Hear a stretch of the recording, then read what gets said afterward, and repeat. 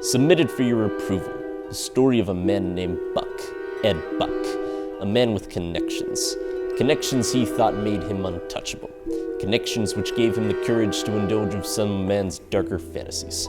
Inside his house are found the horrors of sodomy, drug abuse, and finally death. A man who's gotten away with it so many times that he feels secure enough to do it again. But there's one place where a man's sins are never forgotten. A place beyond time and space, beyond shadow and substance, beyond political imagination. A place known as the Twilight Zone. Did I miss a memo? What the fuck is going on?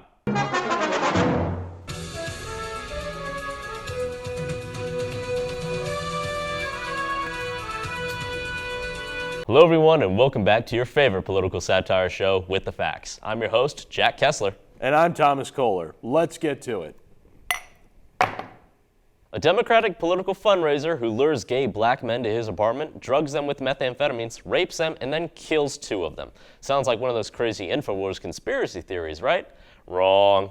Businessman and political activist Ed Buck was arrested back in 2019 for his involvement in the deaths of two men who were found in his apartment, having OD'd on heroin while surrounded by a display of needles, sex toys, and debauchery that I can only describe as Wolf of Wall Street starring Jeffrey Dahmer tier. The trial ended in July when he was convicted of 9 charges, which included 2 deaths, maintaining a drug den, and the solicitation of prostitutes. While we still wait for sentencing, an arraignment has been scheduled for Buck this January. Barstool Sports CEO Dave Portnoy has been accused of sexual misconduct, which should be a surprise to absolutely nobody. The 40-year-old literally only hangs out with 20-year-olds and produces a podcast in which a hot blonde girl tells other girls that they are essentially sex toys and should let themselves be treated as such. Class act. Portnoy looks like a man who's never consensually felt the touch of a woman and has had pent-up mommy issues he's long waited to hash out. Barstool Sports itself might as well just sell roofies as merch, as it goads on the toxic masculinity of Greek life in college. One thing we can be grateful for under the Biden administration is the inclusion of the U.S. in climate change talks once again, as we face our end due to the refusal of world leaders to take action, which is slowly killing mankind. At least said world leaders actually know what carbon dioxide is.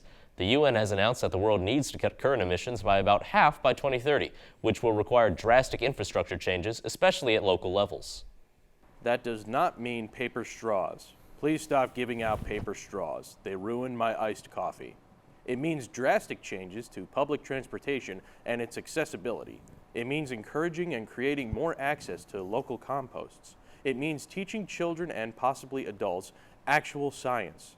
Let's hope that the same Democrats notorious for doing nothing can, for the sake of the world, do something. Political earthquakes in the Commonwealth of Virginia this week as Republican Glenn Youngkin was elected governor. Why was this? We could simply point to voter apathy, as young voters simply phoned it in and hoped for the best, but maybe it was the fact that the Democratic candidate Terry McAuliffe's lack of campaigning. The fact that observers thought he would win the strongly blue state and McAuliffe's previous experience in office means that he decided not to run a strong campaign. In the most insulting manner, he didn't show up for his own voters and is still expected to win. While there's plenty of blame for the loss, we might want to start with McAuliffe. Hope you never run again, bud.